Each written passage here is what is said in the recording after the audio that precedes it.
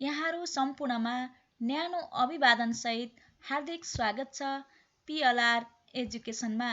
शिक्षा सम्बन्धी यस्तै भिडियोहरू राख्ने क्रमलाई निरन्तरता दिँदै आज कक्षा 7 को पाठ 21 बाक्लो दाल कथा विधाको अभ्यास खण्ड लिएर उपस्थित भएकी छु।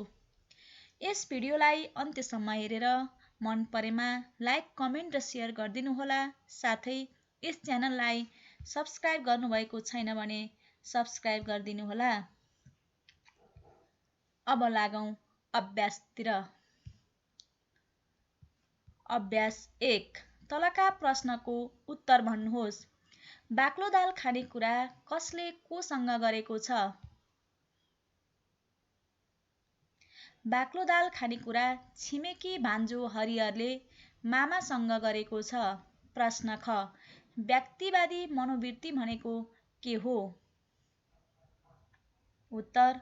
व्यक्तिवादी मनोवृत्ति भनेको आफूलाई मात्र हेर्ने, आफ्नो मात्र फाइदा सोच्ने र परिवारका कसैको वास्ता नगर्ने प्रवृत्ति हो। प्रश्न ग। बाक्लो दाल शब्द सुन्दा मामा किन संवेदनशील हुन पुगे? बाक्लो दाल खाने लोभमा पातलो दालसम्म खान नपाएको साथीलाई सम्झेर बाक्लो दाल शब्द सुन्नासाथ मामा संवेदनशील हुन पुगे। प्रश्न घ। मामाका मित्रको परिवारको स्थिति पहिले कस्तो थियो?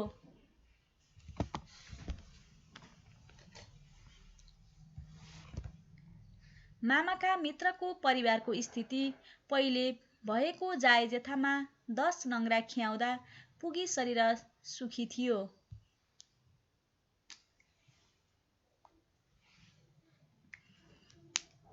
प्रश्न ङ। बाक्लो दाल खाएपछि मित्रको परिवारको स्थिति कस्तो भएछ? मित्रका परिवारमा आकांक्षा बढी भएकाले उसले परिवार धान्न सकेन। श्रीमती दीर्घरोगी भई ऊ पनि अस्वस्थ भयो। छोराछोरीको पढाइमा ध्यान दिन सकेन। छोरीहरूको बिहे गर्न पनि धौधौ पर्यो।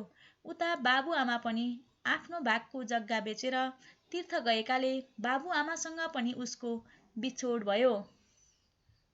अभ्यास 2। तलका भनाइ कसका हुन् लेख्नुहोस्। शुभेच्छा छ मित्र, बाक्लो दाल मिठै बनोस्, कहिल्यै नमिठो नहोस्। छिमेकी मामाको। केही छैन मामा, कहिलेकाहीँ यस्तै हुन्छ, तर तँ साथीको किन त्यस्तो अवस्था भो भन्नुहोस् बरु फटाफट। यो भनाइ हरिहरको हो। हो, म आमा बुबासँग छुट्टिएर बसिसकेँ, बस्नै पर्यो, के गर्छौ? यो भनाइ। अभ्यास 3। ठिक उत्तरमा ठिक चिनो लगाउनुहोस्। संयुक्त परिवार भनेको के हो? एकै घरमा बसेको परिवार, अलग अलग भान्सा भएको एक ठुलो परिवार, आमा बुबासँग नछुट्टी एउटै भान्सामा खाने परिवार, अंशबण्डा नभएको तर भात भान्सा छुट्टिएको परिवार। यसको सही उत्तर हो आमा बुबासँग नछुट्टी एउटै भान्सामा खाने परिवार। बाक्लो दाल कथाको मुख्य आशय के हो? हरिहर र मामाका मित्रले गरेको काम त्यति बेठिक होइन। व्यक्तिवादी सोचका कारण एकल परिवारतिरको झुकाव बढ्दो छ। एक्लो छोरो पनि आमा बुबासँग छुट्टिएर बस्ने काम हाम्रो सामाजिक संस्कृति विपरीत छ। आजकलका मानिसहरू आफ्ना आमा बुबालाई हेला गर्न थालेका छन्। बाक्लो दालको मुख्य आशय व्यक्तिवादी सोचका कारण एकल परिवारतिरको झुकाव बढ्दो छ हो। प्रश्न ग। अंश लिएर भिन्न भई एकल वा सानो परिवारमा बस्नुलाई बाक्लो दाल खाने किन भनिएको होला? संयुक्त परिवारको भान्सामा दाल नै नपकाउने भएकाले संयुक्त परिवारमा धेरै जनालाई पकाउँदा दाल पातलो हुने भएकाले छुट्टिएको सानो परिवार भएपछि मात्र दाल खान पुग्ने भएकाले छुट्टिएको सानो परिवारलाई मिठो मिठो खान पुग्ने भएकाले सही उत्तर। छुट्टिएको सानो परिवारलाई मिठो मिठो खान पुग्ने भएकाले।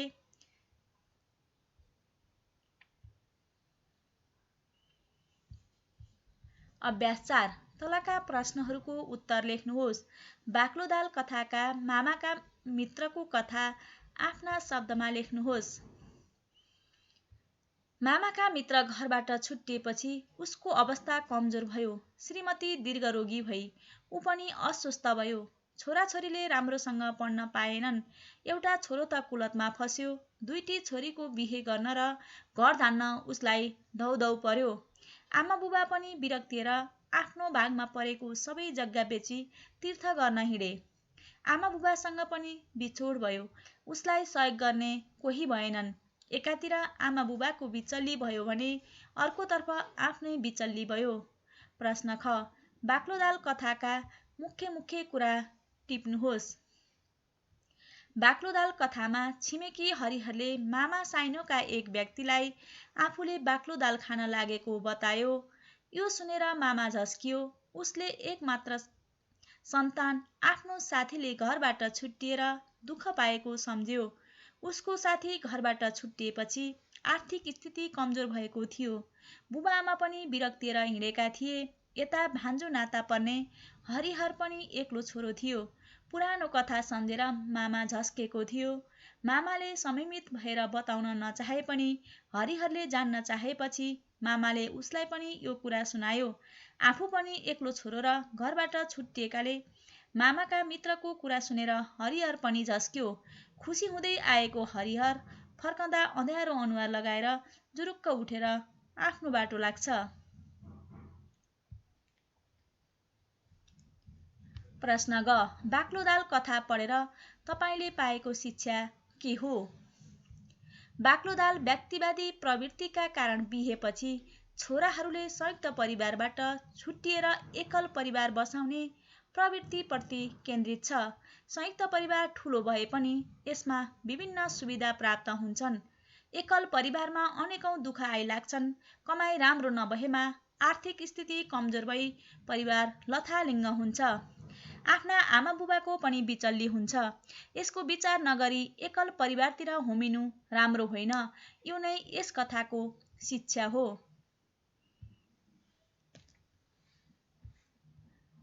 शब्द भण्डार।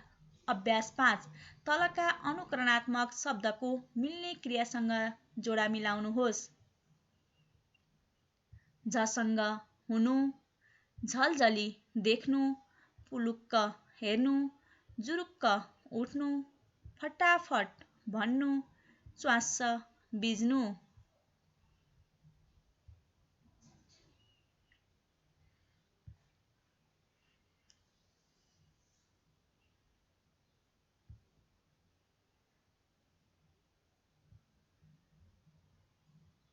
चुर्लुम्म डुब्नु, पुर्लुक्क पल्टिनु, भुस्सुक्क बिर्सनु निदाउनु, धुरुधुरु रुनु, गर्ल्याम्म ढल्नु, टक्क अडिनु।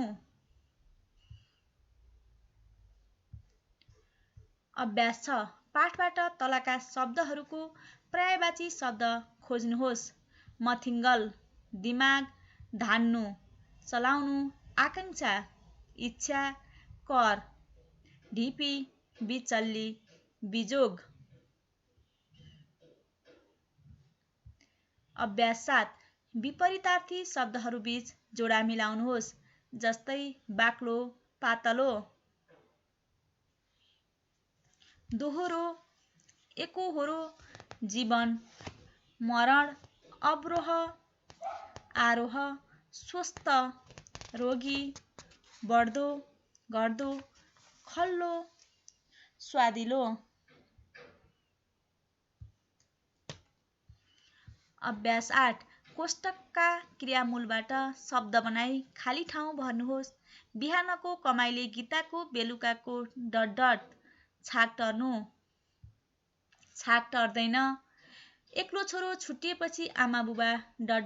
विरक्तिनु, विरक्तिए। विश्वनाथ गुप्ताले ... एक मानाको बन्दोबस्त गरेका छन्। 10 नङ्ग्रा खियाउनु, 10 नङ्ग्रा खियाएर एक मानाको बन्दोबस्त गरेका छन्। पत्रिकामा पढेको अपहरणको घटनाले मेरो मथिङ्गल रिँगायो।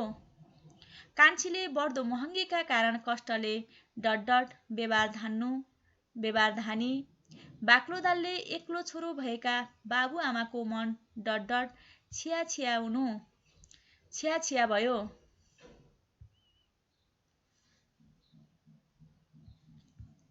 अभ्यास 9 अर्थ खुल्ने गरी वाक्यमा प्रयोग गर्नुहोस्। विद्यार्थी भाइ बहिनीहरू, यहाँ नमुना वाक्य मात्र देखाइएका छन्। यसै गरी तपाईहरूले अन्य वाक्यहरू बनाउनुहोला।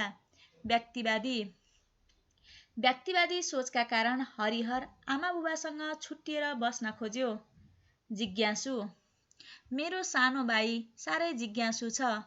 जायजेथा, मामाका मित्रका बुबाआमा आफ्नो सबै जायजेथा बेचेर तीर्थ गर्न गए। सगोलमा भएको सम्पत्तिमा सबै छोराको बराबर हक हुन्छ। करामत, मामाका मित्रको त्यो अवस्था हुनु बाक्लो दालकै करामत हो। अभ्यास 11 बाक्लो दाल कथाका सुरुका 9 अनुच्छेद पढी तलका प्रश्नको उत्तर भन्नुहोस्। कसले बाक्लो दाल खाने कुरा सुनायो? हरिहरले बाक्लो दाल खाने कुरा सुनायो। मामा किन टोलाए? आफ्ना साथीको कुरा सम्झेर मामा टोलाए। मामाको अनुहार किन निलो कालो भयो?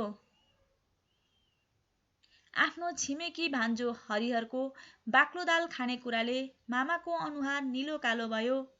हरिहरले कुन कुरा फटाफट भन्न अनुरोध गरे? हरिहरले मामाको मित्रको कुरा फटाफट भन्न अनुरोध गरे।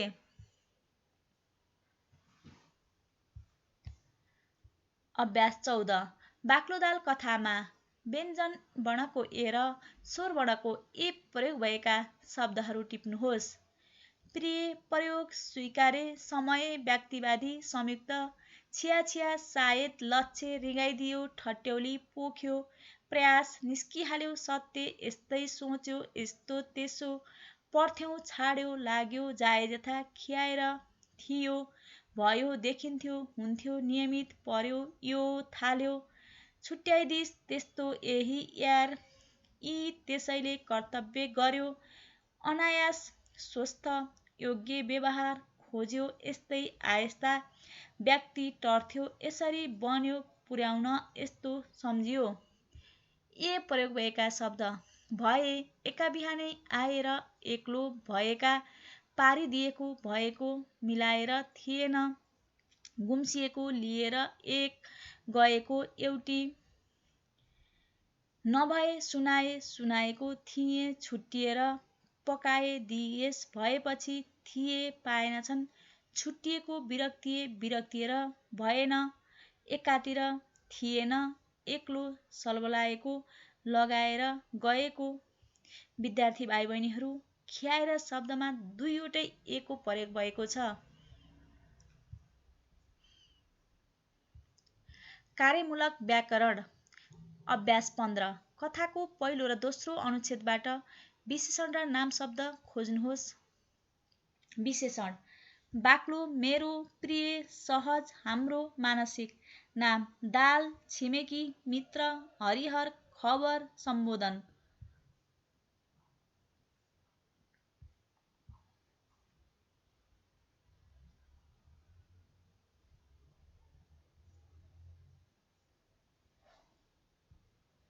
समय, उत्तर, अवरोह, स्वीकार्य, रहर, आकृष्ट, मन, बधाई, प्रवाह, शब्द, समाज, रूप, आरोह, प्रयोग। अभ्यास 16 माथिको पाठको 8औं अनुच्छेदबाट निपात शब्द खोजेर लेख्नुहोस्। निपात के, नै, पो, ल।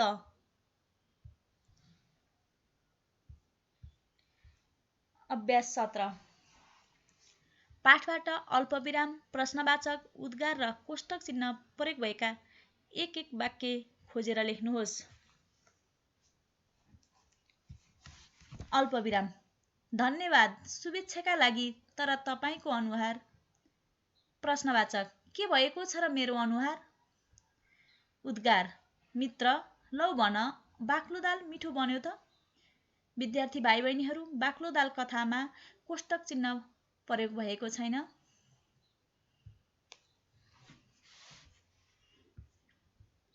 अभ्यास 18 माथि अभ्यास 4 खको टिपोटका आधारमा बाक्लो दाल कथा छोटकरीमा लेख्नुहोस्। हरिहरका मामाको साथी बाक्लो दाल खान घरबाट छुट्टियो। उसका रहर र आकांक्षा बढे। घरबाट निस्केपछि सीमित आयस्ताले नदान्दा उसको स्थिति कमजोर भयो। छोराछोरीले राम्रोसँग पढ्न पाएनन्। एउटा छोरो त कुलतमा फस्यो। उसलाई घर धान्न धौधौ पर्यो। बिहे गर्ने अवस्थामा पुगेका दुई छोरीको बिहे गर्न पनि गाह्रो भयो। उसका बुबा आमा पनि आफ्नो भागको जग्गा बेची तीर्थयात्रामा हिँडे। बाबुआमासँग पनि उसको बिछोड भयो। मामाले हरिहरलाई यो कुरा सुनाए। ऊ पनि बाबुआमाको एक्लो छोरो थियो र भर्खरै बाक्लो दाल खान छुट्टिएको थियो। मामाका साथीको कुरा सुनेपछि खुसी हुँदै आएको हरिहर पनि कालो निलो अनुहार लाएर घरतिर हिँड्यो।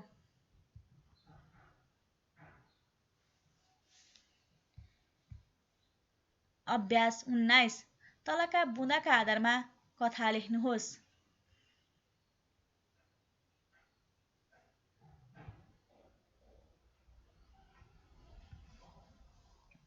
कथाको शीर्षक जादुमय जातो। एउटा गाउँमा एकजना गरिब मानिस थियो। ऊ गरिब भएकाले मजदुरी गरेर जीवन निर्वाह गर्थ्यो। एक दिन एउटा महात्मा उसका घरमा आइपुगे। गरिबले महात्मालाई आफ्नो घरमा भएअनुसार भोजन गरायो। महात्माले उसलाई एउटा अनौठो जाँतो दिए। यो जाँतोको नौलो विशेषता थियो। चाहिने कुराको नाम लिएर दायाँतर्फ जाँतो घुमाउँदा भनेको कुरा आइरहन्थ्यो। आवश्यकता पूरा भएपछि भयो भनेर देब्रेतिर घुमाएपछि जाँतो घुम्न छाड्थ्यो। त्यही जाँताका कारण गरिब मानिस चाँडै धनी भयो। एक दिन त्यो जाँतो चोरी भयो। चोर जाँतो चोरेर आफ्ना घरका परिवार लिई समुद्री यात्रामा हिँड्यो। डुङ्गामा चोरहरूले जाँतोलाई भनेर धेरै रोटी र माछा पकाए। उनीहरूले माछा तारेर खान तयारी गरे। नुन नभएकाले उनीहरूले जाँतोलाई नुन मागे। जाँतो बन्द गर्ने तरिका चोरलाई थाहा थिएन। त्यसैले जाँतोबाट नुन आइरह्यो। नुनले डुङ्गा भरियो र समुद्रमा डुब्यो। डुङ्गासँगै चोर पनि डुबेर मर्यो। त्यही नुन पग्लेर समुद्रमा मिसियो र समुद्रको पानी नै नुनिलो भयो भन्ने विश्वास छ।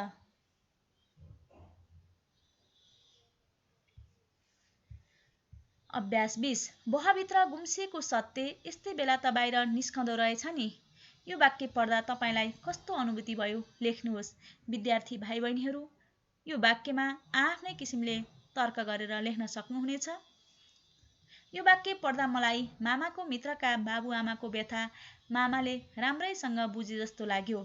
मेरो विचारमा मामाको छोराले पनि बाक्लो दाल खाने कर्म पो गर्यो कि जस्तो लाग्यो। बाक्लो दालको कुरा आउने बित्तिकै त्यति गम्भीर देखिनुले यसलाई पुष्टि गर्न सक्छ। मामाले पक्कै पनि यस्ता धेरै घटनाहरूलाई नजिकैबाट निहालेको हुनुपर्छ वा आफू नै बाबुआमाबाट छुट्टिएर बाक्लो दाल खाएको हुन सक्छ। कतै आफ्नो जीवनमा यस्तो घटेको तर व्यक्त गर्ने अवसर नमिलेकोले यहाँ सत्य बाहिर निस्केको हो कि? यस्तो भएमा पनि त्यस्ता कुरा आउँदा मानिस गम्भीर बन्छ। आफूमा त्यस्तो घटना नभएको भए पनि मामाले अरूको मानवीय संवेदना बुझेको हुन सक्छ। यो अंश पढ्दा मलाई यस्तै अनुभूति भयो। यस भिडियोलाई मन परेमा लाइक, कमेन्ट र सेयर गरिदिनुहोला। साथै पिएलआर एजुकेसनलाई सब्स्क्राइब गर्नुभएको छैन भने सब्स्क्राइब गरिदिनुहोला र आडैमा रहेको बेल आइकन खोली अलमा क्लिक गरिदिनुहोला। यति बेलासम्म भिडियो हेरेर साथ दिनुभएकोमा सम्पूर्णलाई धन्यवाद।